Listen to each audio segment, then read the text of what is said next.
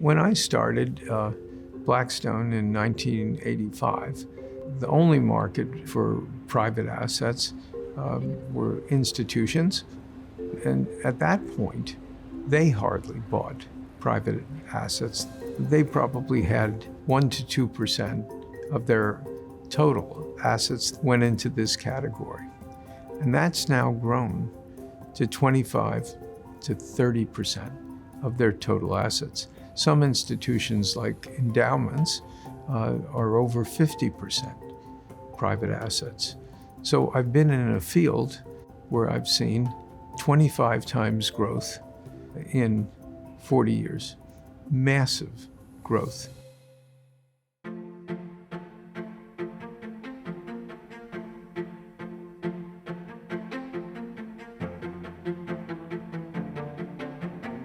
I always wondered, why weren't individuals doing the same things as the big institutions? And it was only relatively recently where private investors started buying these types of securities that we create. We have private equity, we have real estate, we have credit, and we have infrastructure. And I firmly believed that for individuals, they would end up the same way the institutions would, with very large allocations to this asset class. There's a reason why the institutions went from almost no exposure to 25 to 30%. It's important you understand that we're not like a normal stock or bond that goes up and down all the time. When you buy a public stock or bond, you can't do anything if you don't like the performance. You can sell it. What we do is we fix things, we run things, we develop things, we add enormous amount of value to whatever we own, and we increase that growth rate. And then we add a prudent amount of borrowings called leverage to that to enhance the return on equity. And we choose a time to sell it or take it public that we think is the right time.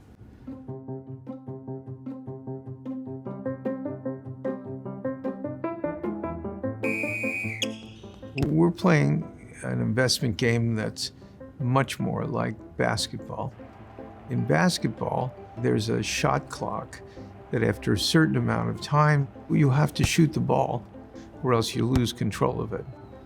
We're playing basketball without a shot clock.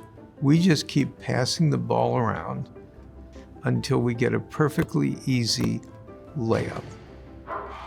We don't like time to force us to do something and take a tough shot. We're very careful when we sell because you can only sell once if you own an asset. And so the timing's got to be pretty close to perfect. And historically, the returns have been much better than the stock market.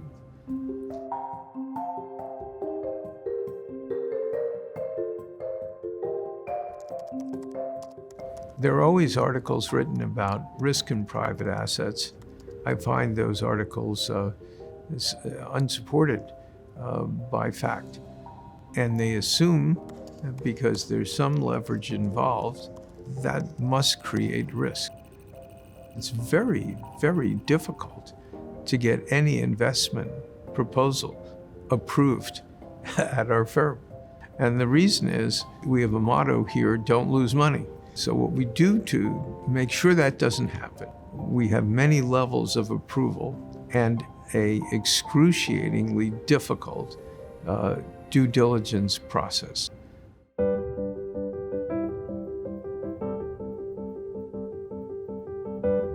In finance, generally, it's about problem solving. It's really not about math. What do people want? What would appeal to people for certain kinds of needs? And as soon as you find that, then you invent something that incorporates that for the customer. Because this is all about what you can do for someone who trusts you. Since we've become the biggest in the world, and it wasn't from buying other companies to make us look bigger, almost all of our growth is organic. It's finding new customers, finding new people to work at the firm, conceptualizing products that customers love, we are extremely optimistic that what we do will be a good match for what the needs are for the investor. We have a saying in English, the proof of the pudding is in the eating, and people like to eat what we're cooking.